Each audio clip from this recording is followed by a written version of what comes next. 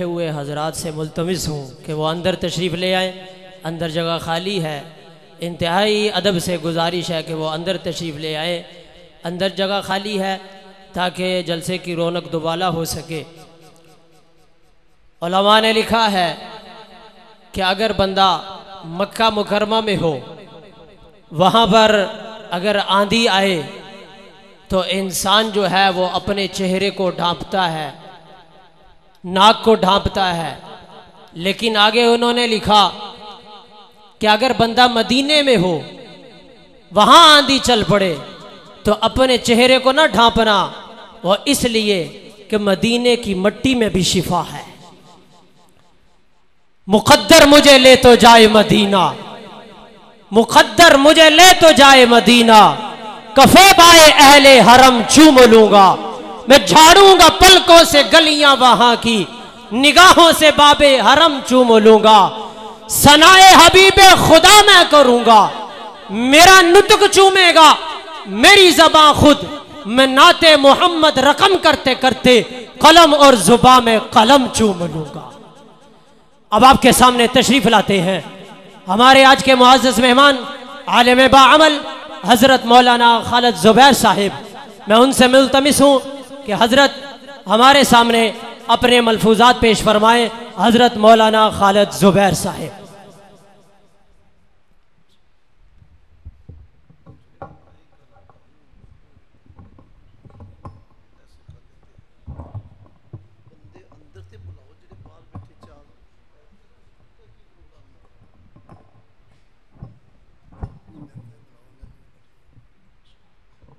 حضرات آپ سے دوبارہ گزارش ہے کہ قریب تشریف لے آئیں، یہ قریب آ جائیں، یہ جگہ خالی ہے، آگے تشریف لے آئیں، آگے ہو جائیں، بڑی مہربانی ہوگی آپ کی، جزاک اللہ، آ جائیں، آگے آ جائیں، اللہ آپ کو جزائے خیر دے، اللہ آپ کو اسی سال اپنے گھر کی حاضری نصیب فرمائے، اور اسی طرح باہر جو حضرات بیٹھے ہیں ان سے بھی گزارش ہے کہ اندر تشریف لے آئیں، آپ کی بہت نوازش ہوگی، اللہ آپ کو جزائے خیر عطا فرمائے۔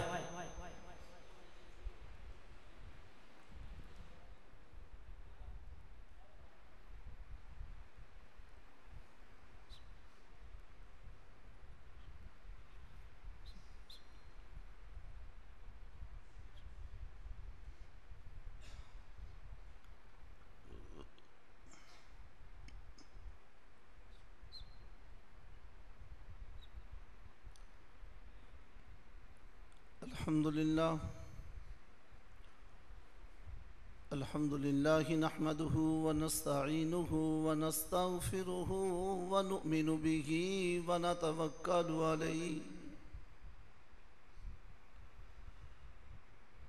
ونعوذ بالله من شرور أنفسنا ومن سيئات أعمالنا من يهده الله فلا مضل له ومن يضلله فلا هادي له ونشهد أن لا إله إلا الله وحده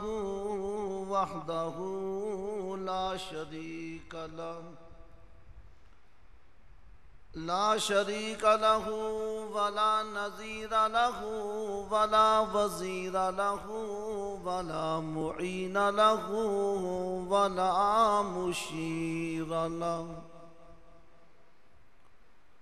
ولا ضد له ولا ند له ولا مثل له ولا مثال له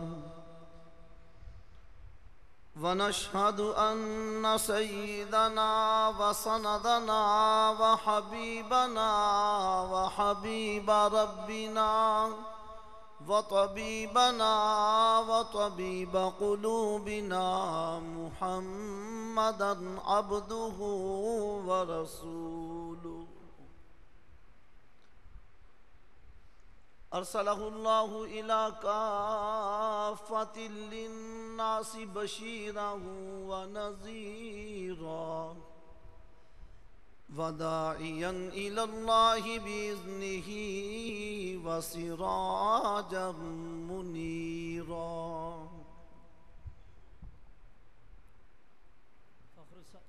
حضرت قاری قبلہ شاہ صاحب تشریف لا رہے ہیں، تو فخر السادات حضرت قاری سید احمد رضا شاہ صاحب دامت برکاتہم العالیہ ہمارے پاس تشریف لائے.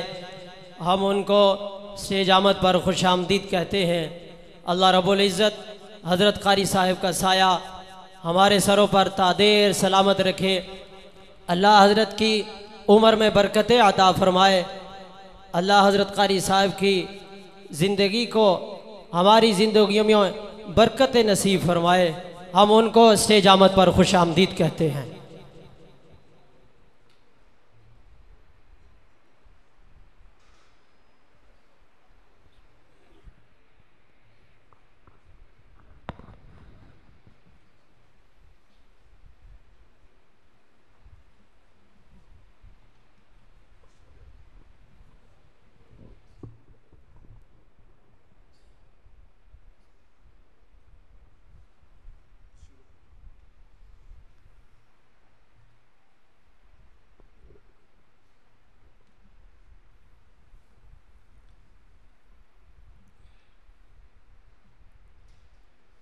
نحمدہ ونصلی علی رسولہ الکریم. اما بعد، اعوذ باللہ من الشیطان الرجیم، بسم اللہ الرحمن الرحیم.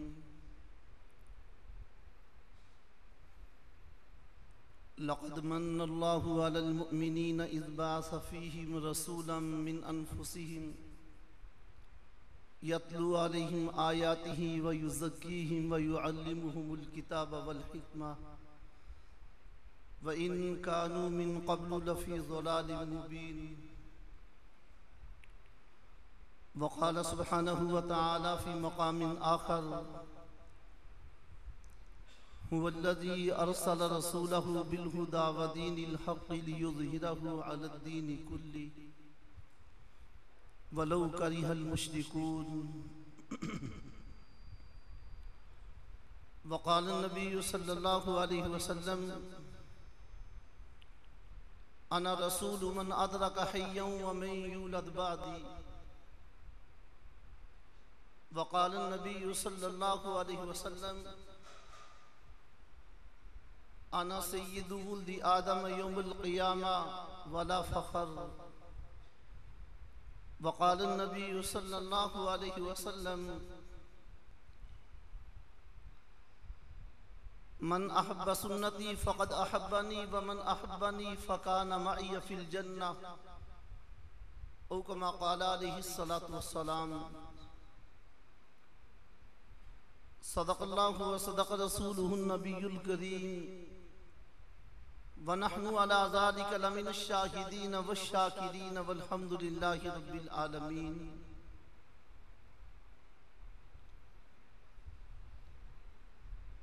نبی آتے رہے، آخر میں نبیوں کے امام آئے.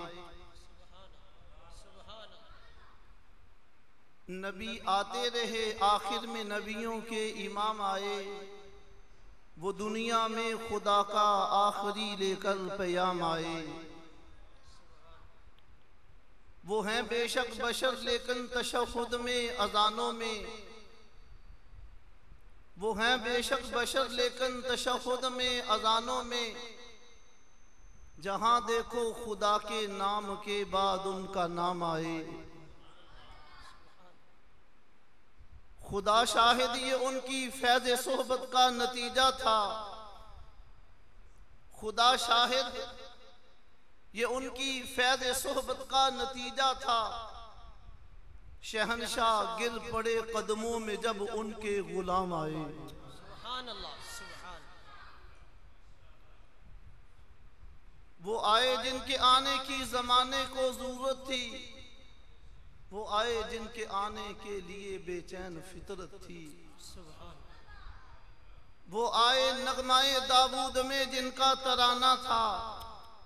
وہ آئے گریائے یعقوب میں جن کا فسانہ تھا. وہ آئے جن کی خاطر مضطرب تھی وادی بطحا. وہ آئے جن کے آنے کے لیے کعبہ ترستا تھا. وہ آئے جن کو حق نے گود میں خلوت کی پالا تھا، وہ آئے جن کے دم سے عرش اعظم پر اجالا تھا۔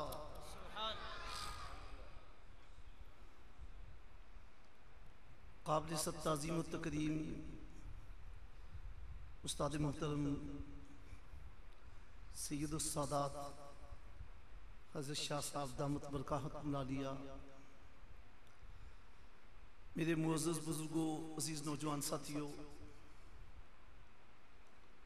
استاد جی تشریف فرما ہے۔ ایسا ہی ہے، آپ سب حضرات کے سامنے استاد محترم کو میں اپنا سبق دہراؤں گا، سبق سناؤں گا۔ اللہ رب العالمین حضرت جی کا سایہ ہمارے علاقے کے اوپر صحت و عافیت کے ساتھ قادر قائم دائم رکھے۔ آمین آمین۔ حضرت کے فیوز و برکات کو پوری دنیا میں اللہ رب العالمین حضرت کے فیض کو عام فرمائے۔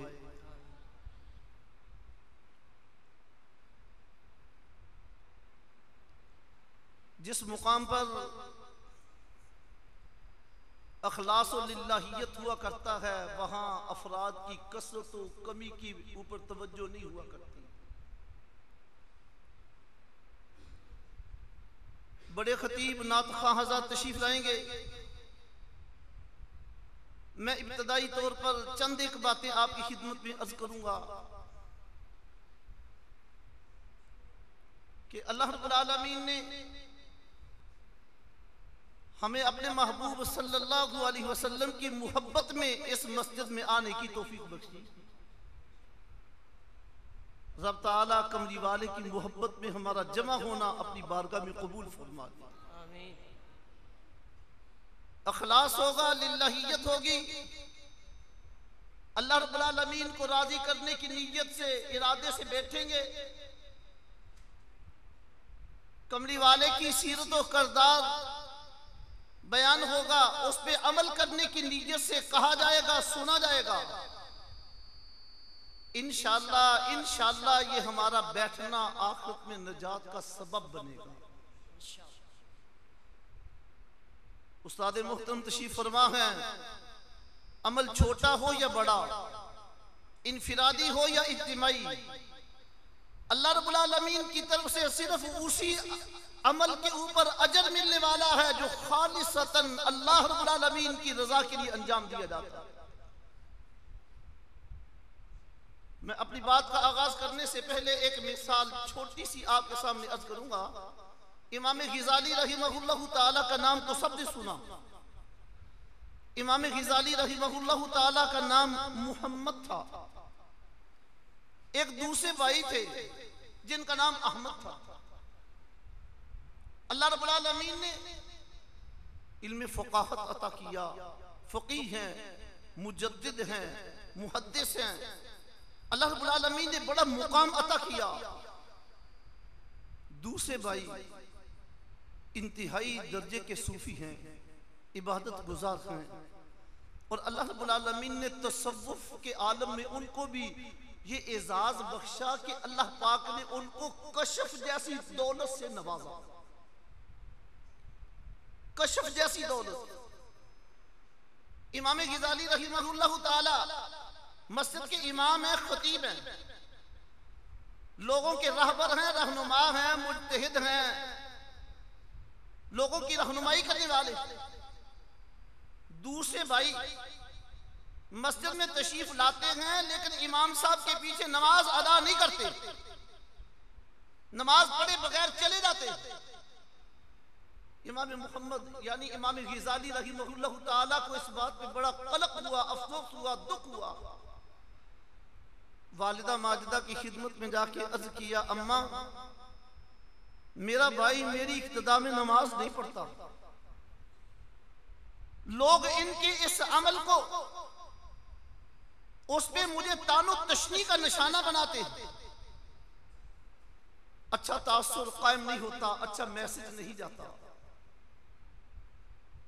والدہ نے بلایا، سمجھایا کہ بیٹا آپ نے ان کے پیچھے نماز ادا کر دی. نماز کے لیے تشریف لے آئے, عشاء کی نماز ہے. حضرت نے امامت کا آغاز کیا, قرآن کریم کی وہ آیات تلاوت کی, وَالْمُطَلَّقَاتُ يَتَرَبَّصْنَ بِأَنفُسِهِنَّ ثَلَاثَةَ قُرُوءٍ, اور دل کے اندر مسائل آنے لگے. آیت کی طرف متوجہ ہو گئے. اس قروء سے مراد امام ابو حنیفہ نے حیض لیا اور امام شافعی نے اس سے طہر لیا. مسائل آنے لگے کہ اللہ رب العالمین نے یہ عدت شمار کی کہ متعلقہ عورت 3 حیض تک اس طرح عدت گزارے گی. یہ ایک فقہی معاملہ تھا. اپنی ہی تلاوت کردہ آیات کی طرف توجہ ہوئی اور اس کے اندر انہماک پیدا ہوا. پیچھے بھائی جن کا نام احمد ہے, ان کی اقتداء میں نماز ادا کر رہے ہیں, ان کی توجہ ان کے دل پہ گئی. صاحب کشف تھے, دیکھا دل اللہ کی طرف متوجہ نہیں ہے, عبادت کی طرف متوجہ نہیں ہے, مسائل کے اندر الجھا ہوا ہے. پڑھتے ہوئے نماز چھوڑ کر واپس آ گئے, نماز توڑ کر واپس آ گئے. امام غزالی واپس آئے, اماں جی سے کہنے لگے, اماں جی آج تو پہلے سے بھی زیادہ کام خراب ہو گیا. انہوں نے نماز شروع نہ کرنی تھی, اگر کی تو پوری پڑھنی تھی, نماز درمیان میں چھوڑ کے چلے آئے. انہوں نے وجہ پوچھی تو ان کے بھائی احمد بتانے لگے, کہنے لگے میں نے ان کے دل کی طرف توجہ کی تو میں نے کیا دیکھا, نماز کی طرف متوجہ نہیں ہے. میں نے کیا دیکھا, اللہ کی طرف دھیان نہیں ہے. میں نے کیا دیکھا, یہ مسائل میں الجھے ہوئے ہیں. میں ان کے پیچھے نماز چھوڑ کر واپس آ گیا. اماں بولی, توجہ, یہ صرف آپ کو یہ جملہ سنانے کے لیے بات کر, میں نے سارا واقعہ سنایا. اماں جی بولے, اماں جی نے کہا اوفو, سر کو پکڑا, فرمانے لگی میرے کام کا تو تم دونوں میں سے کوئی بھی نہ رہا. اللہ, میرے کام کا تو دونوں میں سے کوئی بھی نہ رہا.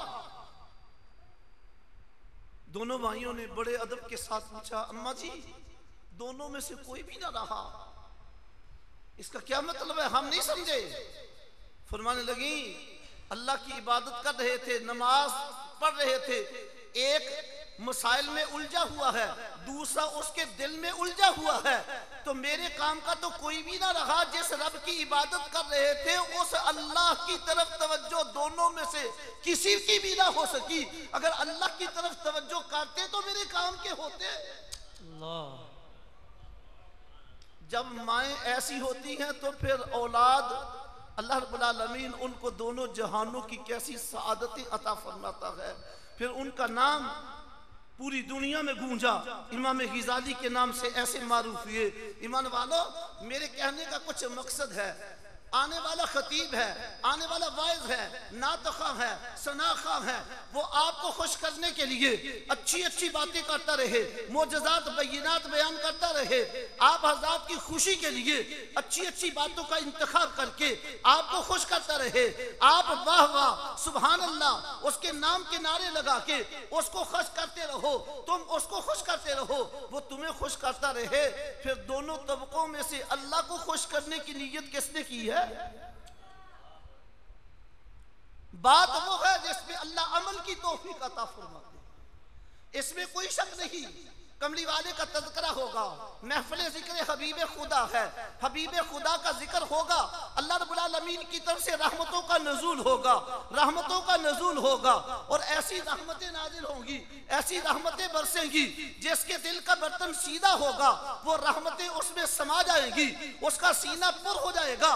اللہ پاک اس کو عمل کی توفیق عطا فرمائے گا, اس میں کوئی شک نہیں. کملی والے کو اللہ رب العالمین نے جو شان, جو رفعت, جو بلندی, جو مرتبہ, جو مقام عطا فرمایا ہے, وہ کائنات میں کسی اور کے حصے میں نہیں آیا. بعد از خدا بزرگ توئی قصہ مختصر, اللہ رب العالمین کی اس پوری کائنات کے اندر اللہ رب العالمین کے بعد پوری کائنات میں سے جس کا سب سے بلند و والا مقام ہے وہ آمنہ کا لال ہے. سبحان اللہ. یہ تو سب کہیں گے, کملی والے کا مرتبہ سب سے بلند و بالا ہے, کملی والے کا شان سب سے بلند و بالا ہے. قاسم نانوتوی رحمہ اللہ تعالیٰ نے فرمایا فرمایا سارے جہاں کے کمالات ایک تجھ میں ہے، تیرے کسی میں نہیں مگر دو چار۔ سارے نبیوں کو معجزات ملے ہیں، کسی کو 2 ملے، 8 ملے، 10 ملے، 4 ملے، 6 ملے، لیکن جب باری آئی آمنہ کے لال کی، اللہ رب العالمین نے اپنے محبوب کو 24,000 معجزات عطا فرمائے۔ صرف معجزات کا تذکرہ کر کے سبحان اللہ کہہ لینا کافی نہیں ہے، جب تک کملی والے کی سنتوں کو سینے سے نہ لگایا جائے، جب تک کملی والے کی غلامی اختیار نہ کی جائے، کملی والے کی اطاعت میں فرما برداری میں زندگی نہ گزاری جائے۔ اللہ رب العالمین کو ہماری زندگیوں سے مقصود یہ ہے، میرے محبوب سے محبت کرو، میرے محبوب کی اطاعت کرو، میرے محبوب کی غلامی میں زندگی گزارو، میرے محبوب کی ایک ایک ادا کو اپنا لو۔ جو شخص بھی اپنائے گا، رب محمد کی قسم، اور بلال کی ذات میں کیا کمالات سے سر سے لے کر پاؤں تک حسن و جمال کی ایک جھلک بھی موجود نہیں تھی، ایک جھلک بھی موجود نہیں ہے۔ غلام خاندان سے تعلق رکھنے والا وہ حبشے کا کالا بلال ہے، کملی والے کی غلامی سچے دل سے اختیار کرتا ہے، چلتا مکے کی پتھریلی سرزمین پہ ہے، میرا اللہ اس کے چلنے کی آہٹ کو جنت سے سنوا رہا۔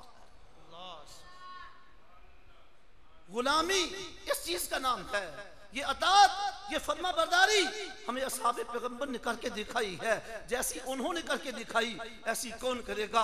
ابو بکر و عمر، عثمان و علی کے نام تو سب سنتے رہتے ہیں، ان کے حالات تو سنتے رہتے ہیں، واقعات تو سنتے رہتے ہیں۔ ایک قافلہ کسی سفر پہ جا رہا ہے، قافلے کے اندر ایک صحابی عبداللہ ابن عمر موجود ہیں۔ عبداللہ ابن عمر ایک مقام پہ پہنچے، قافلہ والوں سے کہا مجھے یہاں تھوڑا سا توقف کرنا ہے، میں نے رکنا ہے۔ سواری سے نیچے آگے ایک مقام پہ چلے گئے، جیسے قضائے حاجت کے لیے انسان بیٹھتا ہے، تھوڑی دیر کے لیے بیٹھے، چند لمحات گزارے، واپس آئے، سواری پہ سوار ہو گئے، سفر شروع ہوا، اگلی منزل پہ پہنچے، نماز کا وقت ہوا، اسی طریقہ سے نماز ادا کرنے کے لیے کھڑے ہو گئے۔ اصحاب پیغمبر نے کہا ابن عمر تو قضائے حاجت کے لیے گیا تھا، تو وہاں بیٹھا تھا، تو نے بول و براز کیا تھا، تو نے پیشاب کیا تھا۔ ابن عمر نے کہا نہیں میں نے بول و براز نہیں کیا، قضائے حاجت نہیں کی، میں نے پیشاب کا خانہ نہیں کیا۔ کہنے لگے اترے تو تھے، وہاں گئے بھی تھے، بیٹھے بھی تھے، پھر یہ کیا معاملہ تھا، آپ کا وضو نہ ٹوٹا؟ ابن عمر نے کہا رب محمد کی قسم مجھے کوئی حاجت نہ تھی، میں نے قضائے حاجت نہ کی، میں نے کسی قسم کا بول و براز نہیں کیا، پیشاب کا خانہ نہیں کیا، پھر تو نے کیا کیا؟ فرمانے لگے ایک مرتبہ میں کملی والے کے ساتھ یہاں سفر کرتے ہوئے گزر رہا تھا، اس مقام پہ اللہ کے محبوب صلی اللہ علیہ وسلم رکے تھے، آپ کو قضائے حاجت ہوئی تھی، آپ اس مقام پہ تشریف لے گئے تھے، آپ اتنی دیر کے لیے اس مقام پہ رکے تھے، میں نے تو رک کر صرف اپنے محبوب نبی کی سنت کو پورا کیا۔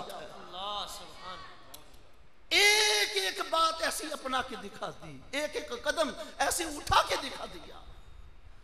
سواری پہ سوار ہے، قافلہ چل رہا ہے، اچانک اپنی سواری پہ بیٹھے ہوئے ایسے جھک گئے جیسے اوپر کوئی رکاوٹ آ گئی، کوئی دیوار آ گئی، کوئی درخت کا ٹان آ گیا، کوئی چیز آ گئی، ایسے جھکے پھر سیدھے ہو گئے۔ صحابہ نے پوچھا کہ ہم نے کوئی چیز نہ دیکھی، ہمیں کچھ بھی نظر نہ آیا، آپ کے جھکنے کی وجہ کیا تھی؟ وہی بات بیان کی، فرمانے لگے کوئی چیز نہ تھی، مجھے بھی کچھ نظر نہیں آیا، لیکن میں نے کملی والے کو اس مقام پہ ایسے جھکتا ہوا دیکھا تھا، ایک ایک ادا کو ایسے اپنا کے دکھایا ہے۔ آج اصحاب پیغمبر کی عظمت کو یوں ہی سلام پیش نہیں کیا جاتا، آج ان کے ترانے یوں ہی گائے نہیں جاتے، انہوں نے اللہ اور اس کے رسول کی محبت میں زندگیاں کھپائی۔ صحابہ تو صحابہ تھے، صحابہ کے بعد کے احباب جو ہمارے اکابرین گزرے ہیں، ہمارے بزرگ گزرے ہیں، ہمارے بڑے گزرے ہیں، رب محمد کی قسم سنت کی اتباع میں انہوں نے بھی زندگیاں ایسی گزاری ہے، ایسی زندگیاں گزاری ہیں۔ امام مالک رحمہ اللہ تعالی مدینہ کی سرزمین پہ ہے، ان کی خدمت میں تربوز پیش کیا گیا ہے، اصحاب پیغمبر سے پوچھتے ہیں، ان کے سامنے بڑے علماء کا ایک جمع غفیر ہے، علماء سے پوچھتے ہیں مجھے بتاؤ کیا میرے نبی نے کبھی تربوز کھایا تھا؟ تو علماء نے بتایا کہ ہاں اللہ کے نبی نے تربوز تناول فرمایا ہے، کھایا ہے۔ پھر فرمانے لگے مجھے بتاؤ میرے نبی نے تربوز کو کاٹ کر کھایا، توڑ کر کھایا؟ کہنے لگے کتابیں کھنگالی، روایات دیکھی، کہنے لگے اس کی خبر نہیں ملتی کہ اللہ کے محبوب نے توڑ کر کھایا یا کاٹ کر کھایا، تشت میں رکھا ہوا تربوز پیچھے ہٹا دیا۔ فرمایا اگر خبر نہیں ملتی، اگر اس چیز کا پتہ نہیں چلتا تو امام مالک اس تربوز کو کھانے کے لیے تیار نہیں ہے، اس لیے کہ ایسا نہ ہو کہ میرے نبی نے کاٹ کر کھایا ہو میں توڑ کر کھا لوں، میرے نبی نے توڑ کر کھایا ہو میں کاٹ کر کھا لوں، میری زندگی کا یہ اتنا سا عمل بھی میرے نبی کی سنت کے خلاف نہ ہو جائے۔ آج ہم سمجھتے ہیں صرف نعرے لگا لینا کافی ہے، صرف گھروں بازاروں کو سجا لینا کافی ہے، اللہ کے محبوب کی محبت میں ناچ گانے کر لینا کافی ہے۔ ہم نے اسی چیز کو کافی سمجھ لیا۔ وہ لوگ بھی گزرے ہیں جن کی زندگی کا ایک قدم بھی پیغمبر کی سنت کے خلاف نہیں اٹھتا۔ دارالعلوم دیوبند کے شیخ الحدیث ہیں، درس حدیث دے رہے ہیں، 10,000 سے زیادہ علماء ان کے درس حدیث میں موجود ہیں۔ اچانک بتقاضۂ بشریت ان کے پیٹ میں درد محسوس ہوا، اور درد اتنا شدید ہے اس درد کی گھبراہٹ میں اٹھے ہیں، قضاء حاجت کے لیے بیت الخلاء میں داخل ہوئے، ایک پاؤں رکھا، اسی مقام پہ چیخ نکلی، بے ہوش ہو کے زمین پہ گر گئے۔ طلباء اٹھے، جلدی سے استاد محترم کو اٹھایا ہے، چارپائی پہ بچھا کے ان کو لٹا کے ان کے پاؤں مسلے، ان کو مٹھی چاپی کی، ان کو دبایا۔ جب ان کو ہوش آیا پوچھنے لگے استاد محترم کیا ہوا؟ پاؤں پھسل گیا، دل گھبرا گیا، چکر آ گیا، کیسے گر گئے، کیسے بے ہوشی طاری ہو گئی؟ فرمانے لگے رب محمد کی قسم، نہ میرا پاؤں پھسلا، نہ میرا دل گھبرایا، نہ مجھے چکر آیا، پھر ہوا کیا؟ کہنے لگے اس درد کی بے چینی کی وجہ سے میں ایسے اٹھا، جلدی سے بیت الخلاء میں داخل ہوا، اور پیٹ کے درد کی وجہ سے توجہ اس طرف تھی۔ فرمانے لگے بایاں پاؤں اندر رکھنے کی بجائے میرا دایاں پاؤں بیت الخلاء میں پہلے رکھا گیا، اس پاؤں رکھنے کی وجہ سے میرے دل پہ چوٹ آئی، میرے دل میں چوٹ آئی، میرے دماغ میں یہ بات گونجی کہ ہائے آج تیرا یہ اٹھنے والا قدم تیرے نبی کی سنت کے خلاف رکھا گیا۔ وہ بھی تو انسان تھے، وہ بھی تو کملی والے کے ساتھ عشق و محبت کرنے والے تھے۔ آقا دو جہاں صلی اللہ علیہ وسلم کے معجزات کمالات اپنی جگہ، حسن و جمال، نقش و نگار، بھئی آپ صلی اللہ علیہ وسلم اللہ رب العالمین کے محبوب ہیں۔ کیا ہے بات سمجھ آتی ہے نا؟ آپ اللہ کے محبوب ہیں۔ محب جو ہوتا ہے وہ اپنے محبوب پہ ساری کائنات قربان کر دیتا ہے، لیکن اپنے محبوب کو کسی پہ قربان نہیں کرتا۔ جب آپ پوری کائنات میں اللہ کے محبوب ہیں تو پھر سمجھ لو محبوب آپ ہیں، اللہ محب ہے، تو اللہ رب العالمین آپ سے بڑھ کر کائنات میں کسی اور کو خوبیاں زیادہ عطا کر سکتا ہے؟ حسن و جمال ایسا جس نے بھی دیکھا اسی نے کہا وَأَحْسَنُ مِنْكَ لَمْ تَرَ قَطُّ عَيْنِي وَأَجْمَلُ مِنْكَ لَمْ تَلِدِ النِّسَاءُ۔ اپنے تو اپنے ہیں، بیگانوں نے اعتراف کیا کہ آج تک ہماری آنکھ نے اس سے زیادہ حسن و جمال والا کبھی نہیں دیکھا، ان سے زیادہ حسن و جمال والا کسی ماں نے جانا ہی نہیں، پیدا ہی نہیں ہوا۔ یوسف علیہ السلام کا حسن و جمال دنیا میں اشکارا ہے۔ اما عائشہ صدیقہ رضی اللہ تعالیٰ عنہ فرماتی ہے حسن یوسف کو مصر کی عورتوں نے دیکھا، انگلیاں کٹوائی ہیں۔ فرمایا جن عرب کے شاہ سواروں نے کملی والے کے حسن و جمال کو دیکھا ہے، انگلیاں نہیں، انہوں نے گردنیں کٹوا لی ہیں، سینے چھلنی کروا لیے، احساس تک نہ ہوا۔ موتا کا میدان سامنے ہے، احد کا میدان سامنے ہے، دونوں میدانوں میں وہ جعفر طیار ہو یا مصعب بن عمیر ہو، دونوں کے واقعات ایسے ہیں۔ کملی والے نے پرچم تھمایا ہے، دشمن نے ان کی شکست کو واضح کرنے کے لیے آگے بڑھ کر اس ہاتھ پہ حملہ کیا جس پہ پرچم کو تھاما ہوا ہے۔ ہاتھ کٹ گیا، جسم سے جدا ہو گیا، زخم نہیں ہوا، ہاتھ کٹا ہے، جسم سے جدا ہوا، قلم ہوا، لیکن فوراً دل میں خیال آیا کہ میرے محبوب کا تھمایا ہوا پرچم سر نگو نہ ہو جائے۔ فوراً دوسرے ہاتھ سے پکڑ کر اس کو بلند کر دیا، دشمن نے وہ بھی کر دیا، وہ دونوں کٹے ہوئے بازوؤں کے ساتھ اپنے پرچم کو ایسے بلند کر دیا، کٹے ہوئے بازوؤں کے ساتھ سینے سے چمٹاتے ہوئے کملی والے کے تھمائے ہوئے پرچم کو ایسے بلند کر دیا۔ ایمان والو، جس کے دونوں ہاتھ کٹ جائیں، دونوں ہاتھ قلم ہو جائیں، خون کتنا بہا ہوگا، تکلیف کتنی ہوئی ہوگی، کس قدر تڑپے ہوں گے۔ کیا ایسے وقت کے اوپر کس کو سوجتی ہے کہ میں اپنا پرچم سر بلند کر دوں؟ لیکن مصعب بن عمیر نے بھی ایسا کیا، جعفر طیار نے بھی ایسا کیا، دونوں کٹے ہوئے بازوؤں کے ساتھ उस परचम को यूं बुलंद करते हुए किसी शायर ने कहा, उस वक्त परचम को देखते हुए वो कहते होंगे कि सरनुगु होगा तो जबकि सर मेरा कट जाएगा, सरनुगु होगा तो जबकि सर मेरा कट जाएगा, जान में जान जब तक है बाकी तू न गिरने पाएगा। ईमान वालों, अल्लाह हमें अपने महबूब की सच्ची मोहब्बत अता फरमा दे, सच्ची गुलामी वाली जिंदगी अता कर दे। कमली वाले हैं, कायनात में जिंदगी गुजार कर हमें जिंदगी गुजारने का तरीका दिया है। खड़े होकर खड़े होना बताया है, चलकर चलना बताया है, बैठकर बैठना बताया है, खाकर खाना बताया है, पीकर पीना बताया है, लेटकर लेटना बताया है। जिंदगी के सारे अमाल फिर अल्लाह के महबूब ने अजीज़ क़रीब रिश्तेदारों के साथ आपके जो मामलात थे, मुआशरत थी, आपकी तिजारत थी, वो ऐसी तिजारत रब्बे मोहम्मद की कसम किताबों में ये बात मौजूद है। कमली वाले जिस शहर की जिस मंडी में एक मर्तबा तशरीफ ले गए, एक मर्तबा तशरीफ ले गए, उस शहर की मंडी के सारे ताजर एक बात का इकरार करते रह गए, कहने लगे जब से मंडी बनी है आज तक हमारी इस मंडी में इससे ज्यादा सच्चा और सुच्चा ताजर कभी नहीं आया। ऐसा एतराफ, ऐसा ऐसा एतराफ, ऐसा एक एक चीज को वाज़ेह कर दिया। जब लोग अपनी बच्चियों को जिंदा दरगोर कर रहे थे, और जिंदा दरगोर अपनी बच्चियों को एक एक दो दो को नहीं, सरदारा ने कुरैश के वाकयात में ऐसे वाकयात मिलते हैं। ऐसे दहिया कल्बी एक सरदार है, हुस्न और जमाल ऐसा, रिवायात में आता है जिस इलाके में जाता है लोग दरीचों से उसके हुस्न और जमाल का नजारा करते, ऐसा हसीन। एक मरतबा कमली वाले की निगाह पड़ी, अल्लाह रब्बुल आलमीन से दुआ गो हो गए, रब्बुल आलमीन की बारगाह में अपना दामन फैला दिया, ए अल्लाह इतना हुस्न और जमाल वाला इस्लाम से दूर रहेगा, ईमान से दूर रहेगा, ये जहन्नम में जाएगा, अल्लाह इसके सीने को इस्लाम के लिए खोल दे। उसके लिए दुआएं शुरू कर दी, चंद दिन दुआएं मांगी। एक दिन जिब्रील ने आके बता दिया, या रसूल अल्लाह सल्लल्लाहु अलैहि वसल्लम आपकी मुराद वो दहिया कल्बी आपसे मिलने के लिए आ रहा है। अल्लाह के महबूब तैयार हो गए, दहिया कल्बी आ रहा है, हुस्न और जमाल का पैकर आ रहा है। आ गया, कमली वाले ने उठकर आगे बढ़कर उसका इस्तकबाल किया, सीने से लगाया और उसको उसके मुकाम पे लाके बिठाने के लिए जिस मुकाम पे लेके आए, आकाए दो जहां सल्लल्लाहु अलैहि वसल्लम ने अखलाके मुहम्मदी का मुजाहरा करते हुए अपनी नबूवत वाली चादर उतार कर उसके कदमों के नीचे बिछा दी।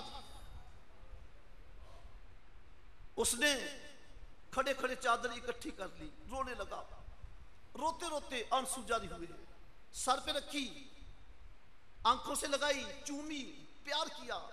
कमली वाले की खिदमत में देखी, कहता है आका मैं इस काबिल कहा हूं कि आपकी चादर मुबारक पे पांव रख सकूं, मैं तो बहुत ज्यादा गुनहगार हूं।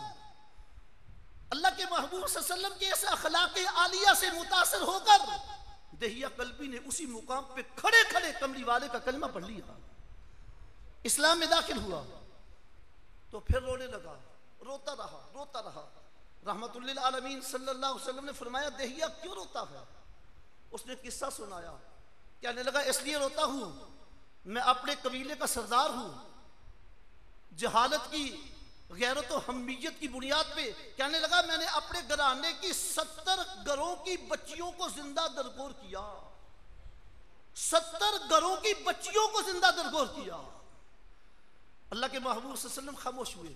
अल्लाह रब्बुल आलमीन की तरफ से पैगाम आया, सुना दिया, यहदिमुल इस्लाम मा कान क़ब्लहु। अल्लाह रब्बुल आलमीन ने ऐलान करवा दिया अपने महबूब की जुबान से, फरमाया कि अल्लाह रब्बुल आलमीन इस्लाम का कबूल करना ये इतना पसंदीदा अमल है अल्लाह रब्बुल आलमीन के यहाँ। अल्लाह करीम ने ऐलान कर दिया कि इस्लाम कबूल करने वाले के पिछली जिंदगी के सारे गुनाह मुआफ हो जाते। दहिया कल्बी फिर भी रोता रहा। कमली वाले ने पूछा क्यों रोता है? कहने लगा मेरी बच्ची की चीखों पुकार मेरे दिमाग को फाड़ रही है, उसकी चीखों पुकार मेरी समातों से टकरा रही है। हुआ क्या? फिर अपना किस्सा सुना दिया। कहने लगा मैं सफर पे जाने के लिए तैयार था, मेरी बीवी हामला थी, उसको चंद दिन में बच्चा पैदा होने वाला था। मैंने उससे कहा अगर बेटा पैदा हो उसको बड़ी खुशी से परवरिश करना, अगर बेटी पैदा हो तो दूसरी बच्चियों की तरह उसको जिंदा दरगोर कर देना। कहने लगा चंद साल के बाद जब मैं लौट कर अपने घर में वापस आया, मैंने दरवाजा खटखटाया तो एक इंतहाई खूबसूरत नन्ही मुन्नी प्यारी बेटी ने आकर दरवाजा खोला। मैं दरवाजे में दाखिल हुआ, मैंने उससे पूछा तू कौन है? तो वो बच्ची बोल के कहने लगी मासूमाना अंदाज में, कहती है कि मैं इस घर के मालिक की बेटी हूं। میں اس گھر کے مالک کی بیٹی ہوں۔ دہیہ قلبی کہتے ہیں جب اس نے یہ بات کہی میرے اوپر وہ بجلی کی طرح گری کہ یہ میری بیٹی، میری بیوی نے اس کی پرورش کر لی۔ میں اندر چلا گیا، وہ میرے ساتھ لپٹ گئی، مجھے بہت پیاری لگتی تھی، میں پیار کرتا تھا، لیکن چند دن کے بعد کہتے میرے دماغ میں وہی جہالت والی ہمیت جاگ اٹھی کہ لوگ کیا کہیں گے، ہماری بچیوں کو زندہ درگور کر دیا، اپنی بچی کی پرورش کر رہا ہے۔ کہنے لگا میں نے اپنی گھر والوں سے کہا آج اس کو مہمان بنا کے لے جاؤں گا، اس کو تیار کر دو۔ اس نے تیار کر دیا، میں نے رسی بھی لے لی، کسی بھی لے لی، اس کو اٹھایا ساتھ لے گیا جنگل میں جا کے میں نے اس کے لیے گڑھا کھودنا شروع کر دیا۔ پھر روتا ہے، چیختا ہے، آنسو بہاتے ہوئے کہتا ہے یا رسول اللہ صلی اللہ علیہ وسلم وہ میری معصوم بچی جس کے لیے میں گڑھا کھود رہا تھا، میرے ماتھے پہ پسینہ آتا، میرے چہرے پہ پسینہ آتا، وہ بچی معصوم آگے بڑھ کر اپنے دوپٹے کے ساتھ میرا پسینہ صاف کرتی۔ اسے کیا خبر یہ کس کے لیے کھودا جا رہا۔ گڑھا تیار ہوا، میں نے اٹھا کے اس کو گڑھے میں رکھا، اس نے بڑی محنت سے مدد کی۔ اس نے یوں بھی کہا ساری زندگی تیرے گھر میں نہیں آؤں گی، مجھے چھوڑ دے، کبھی اب میرا چہرہ نہیں دیکھے گا، میں جنگل کے پتے کھا کے گزارا کر لوں گی، تیرے دروازے پہ کبھی نہیں آؤں گی، میری زندگی بخش دے، مجھے چھوڑ دے۔ کہنے لگا مجھے ترس نہیں آیا، میں نے اس میں مٹی ڈالتے ڈالتے اس کی آواز کو ہمیشہ کے لیے بند کر دیا۔ اب اس کی آواز میرے دماغ سے ٹکرا رہی ہے، اس کی آواز سے میرا دماغ پھٹ رہا ہے، وہ مجھے چین نہیں لینے دیتی۔ کملی والے نے اس کو حوصلہ دیا، فرمایا تو نے کلمہ پڑھا، تو نے اسلام قبول کیا، میرے رب کا میرے ساتھ وعدہ ہے جو کلمہ پڑھ کے اسلام میں داخل ہوگا اس سے پہلے زمانہ جاہلیت میں اس نے جتنے بھی گناہ کیے ہوں گے اللہ اپنی رحمت سے سارے گناہوں کو معاف فرمائے گا۔ پھر وہ دہیہ قلبی کملی والے کی صحبت میں آیا تو میرے رب نے اس کو کیسا انعام عطا کیا، اس کو کیسی صحابیت سے نوازا کہ اس کے بعد جبریل جب بھی کملی والے کی خدمت میں انسانی شکل میں آتا میرا اللہ جبریل امین کو دہیہ قلبی کی شکل میں اتارتا۔ جبریل دہیہ قلبی کی شکل میں آتا۔ کملی والے نے اعلان کیا جو شخص اپنی 3 بیٹیوں کو پرورش کر کے نکاح کر کے ان کے گھروں میں واپس لوٹائے گا، گھروں میں بھیجے گا، فرمایا میں اللہ کا نبی اعلان کرتا ہوں وہ جنت میں ایسے میرے ساتھ ہوگا جیسے یہ 2 انگلیاں آپس میں ساتھ ساتھ ہیں۔ پھر 2 بیٹیوں کے نکاح پہ بھی ایسا ہی اعلان ہوا۔ بہنوں کی عزت، بیٹیوں کی عزت، عزیزوں کا رشتہ دار، ماں باپ۔ اماں آمنہ تو دنیا سے 6 سال کی عمر میں، جب کملی والے کی عمر 6 سال تھی دنیا سے چلی گئی۔ والد محترم تو پہلے چلے گئے، دادا 8 سال کی عمر میں چلے گئے، سارا کچھ ہوا۔ لیکن ایک وقت آیا جب میرے نبی کی نبوت کا سورج پوری دنیا کو طلوع کر رہا تھا، اصحاب پیغمبر کا جم غفیر کملی والے کی خدمت میں حاضر ہوتا تھا۔ این اس وقت امام الانبیاء صلی اللہ علیہ وسلم نے ماں کی عظمت بیان کرتے ہوئے امت کو ماں کی عظمت سمجھانے کے لیے ایک جملہ ارشاد فرمایا، فرمایا میرے صحابہ کاش آج میری ماں آمنہ حیات ہوتی، فرمایا میں عشاء کی نماز شروع کر چکا ہوتا، قرات کر رہا ہوتا، فاتحہ پڑھ رہا ہوتا، میری ماں آمنہ دروازے میں سے مجھے دیکھ کر ایک مرتبہ میرا نام لے کے پکارتی، فرمایا اللہ کی قسم میں اپنی نماز توڑ کر اپنی ماں کی خدمت میں حاضر ہو جاتا۔ آج کا نوجوان اپنا موبائل تھوڑی دیر کے لیے بند کرنے کو تیار نہیں ہے۔ والدین کا ادب، والدین کا احترام تو زمانے سے ایسے ہی اٹھ گیا، ختم ہو گیا۔ بوڑھے والدین کو تو پوچھا ہی نہیں جا رہا، حالانکہ ہے کیا یہ جنت کے دروازے ہیں۔ بوڑھے والدین اولاد کے لیے جنت کے دروازے ہیں، جنت کے دروازے ہیں۔ یہ بوڑھی ماں کی قدموں میں اللہ پاک نے جنت رکھی ہے، اور یہ ان کی خدمت ایسا عمل ہے، مفسرین نے لکھا والدین کی خدمت کا اجر آخرت میں جو ملے گا اللہ رب العالمین اس کا اجر دنیا میں بھی عطا فرماتا، اس کا اجر دنیا میں بھی ملتا ہے، آخرت میں بھی ملے گا۔ ہمارے نبی صلی اللہ علیہ وسلم نے ساری زندگی ایسے گزاری۔ اور میں نے ایک آیت تلاوت کی، هو الذی ارسل رسولہ بالہدی ودین الحق لیظہرہ علی الدین کلہ، ہم نے اپنے رسول کو دین حق دے کے اس لیے بھیجا کہ ساری دنیا کے ادیان پر اس کو غالب کر دیا جائے۔ اسی چیز کے پیش نظر کملی والے نے ایک ایک امتی کا کیسا فکر کیا، ایک ایک امتی کے لیے کتنا تڑپے، ایک ایک دروازے کو کیسے کھٹکھٹایا، ایک ایک بازار میں جا کر لوگوں کو ہدایت کی کیسے دعوت دی، اور اسی دعوت و تبلیغ کے سلسلہ میں پتھر آئے برداشت کیے، ہر چیز برداشت کی، لہو لہان ہوئے برداشت ہوا۔ طائف کی وادی میں اسی سلسلے میں گئے تھے، ایمان والو یہودی کا جنازہ گزرا، یہودی کا۔ آمنہ کلال نے پوچھا کون فوت ہوا، بتایا گیا اس جنازے سے اپنا کوئی تعلق نہیں ہے، یہودی کا جنازہ ہے۔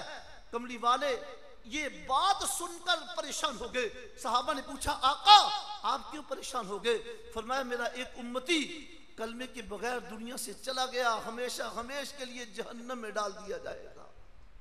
ان کا بھی فکر کیا، ان کا بھی۔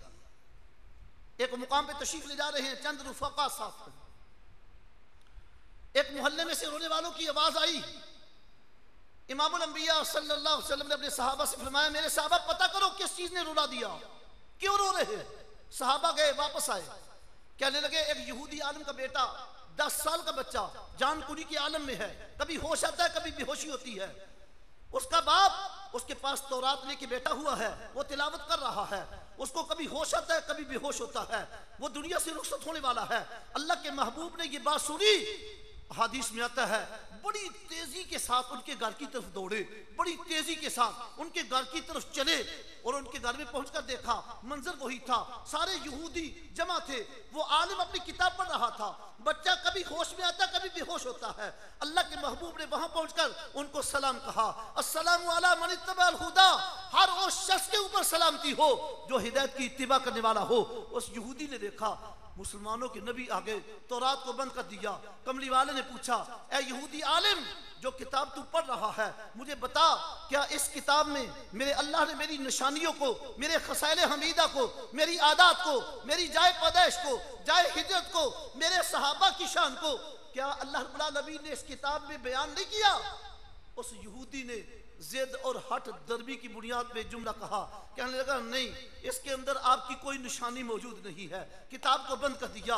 وہ یہودی کا 10 سال کا بچہ، وہ بھی کتاب پڑھا ہوا تھا، عالم کا بیٹا تھا، اس نے دونوں کی گفتگو سنی، ہوش میں آیا، اللہ رب العالمین نے اس کا مقدس چمکا دیا، اس نے پکار کے کہا، کہنے لگا یا رسول اللہ صلی اللہ علیہ وسلم میرا باپ تو زد کی بنیاد پہ جھوٹ بول رہا ہے، میں اگرچہ بچہ ہوں، اگرچہ میری عمر تھوڑی ہے لیکن عالم کا بیٹا ہوں، عالم کا بیٹا ہونے کی وجہ سے میں نے بھی کتاب کا ورق پڑھا ہے، میں گواہی دیتا ہوں اس کے ایک ایک صفحے پر اللہ رب العالمین نے آپ کے اوصاف کو بیان فرمایا،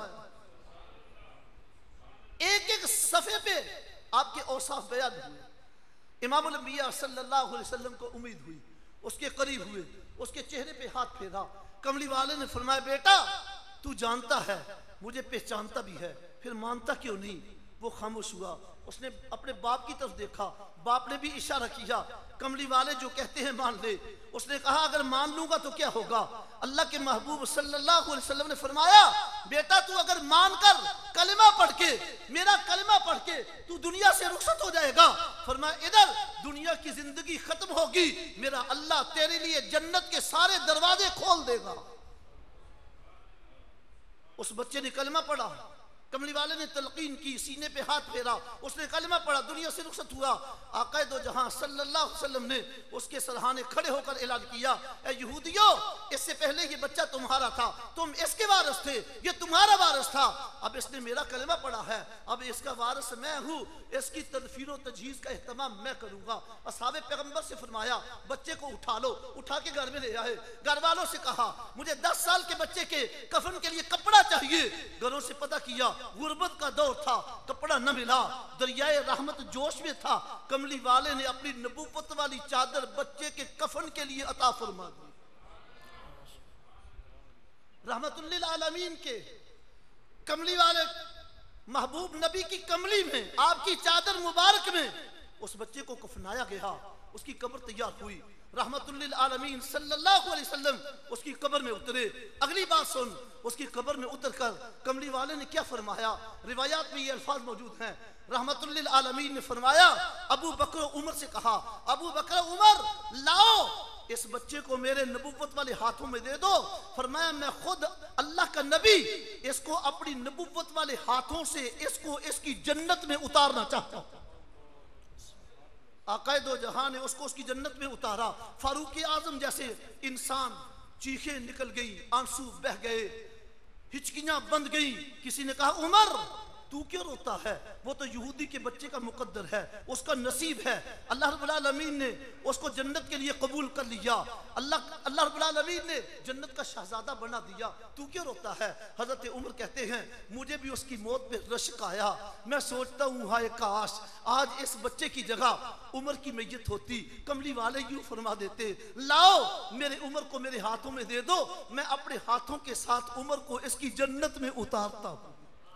سبحان اللہ. رحمت للعالمین صلی اللہ علیہ وسلم ایک ایک امتی کے لیے ایسے تڑپے ہیں, ایک ایک امتی کے لیے. ساری زندگی اس امت کی فکر میں بسر کی ہے. پیدا ہوئے امت کا فکر ہے. ساری زندگی اس امت کی دنیا آخرت بہتر بنانے کے لیے آقا دو جہاں صلی اللہ علیہ وسلم نے دنیا جہان کی تکالیف کو برداشت کیا ہے. اور آخری وقت پہ بھی اللہ کے محبوب رحمت للعالمین نے یوں ہی فرمایا اسرائیل میں چاہتا ہوں میری ساری امت کی ساری تکالیف کو میں محمد کے سینے پہ پورا کر دوں. ایمان والو اس نبی کا ہمارے اوپر حق ہے. کیا حق ہے؟ آقا کی محبت میں زندگی گزاری جائے. حق یہ ہے آقا کی ایک ایک سنت کو اپنایا جائے, اس میں عمل کیا جائے. آقا کی غلامی میں, اطاعت میں, فرما برداری میں ہماری یہ چند دن کی زندگی گزر جائے, پھر کیا ہوگا؟ دنیا سے رخصت ہوں گے, قبروں سے نکلیں گے. رب محمد کی قسم ہمارے وضو والے اعضاء ایسے چمکیں گے جیسے 14ویں رات کا چاند چمکتا. نبی کی محبت میں غلامی میں زندگی بسر ہوگی, پھر ان اعضاء کے چمکنے پر کملی والے سینے سے لگائیں گے, جام پلائیں گے, شفاعت فرمائیں گے, ساتھ لے کر جنت میں داخل ہو جائیں گے. ایک روایت میں نے یوں پڑھا پل صراط بچھائی جائے گی, کملی والے کو لایا جائے گا. آقا دو جہاں صلی اللہ علیہ وسلم نے فرمایا میں آؤں گا, میں اس وقت تک پل صراط پہ پاؤں نہیں رکھوں گا جب تک میری سنتوں پہ عمل کرنے والے سارے لوگ جمع نہیں ہو جائیں گے. فرمایا جب سنتوں پہ عمل کرنے والے سارے لوگ جمع ہو جائیں گے میں سب کو ساتھ لے کر پاؤں رکھوں گا بجلی جیسی تیزی کے ساتھ, وہ وہاں سے گزرتے ہوئے سب کو ساتھ لے کر جنت میں داخل ہو جاؤں گا. سبحان اللہ. ایمان والو عہد کر لو, ہمارے مل بیٹھنے کا مقصد یہی ہے. جو زندگی گزر گئی, جو غلطیاں ہو گئی, اللہ رب العالمین سے معافی مانگ لی جائے, توبہ کر لی جائے, آئندہ عہد کر لیا جائے یا اللہ جب تک زندہ رہیں گے تیرے محبوب کی غلامی میں زندگی گزاریں گے. عہد کر لو. اللہ مجھے آپ کو عمل کی توفیق عطا فرمائے.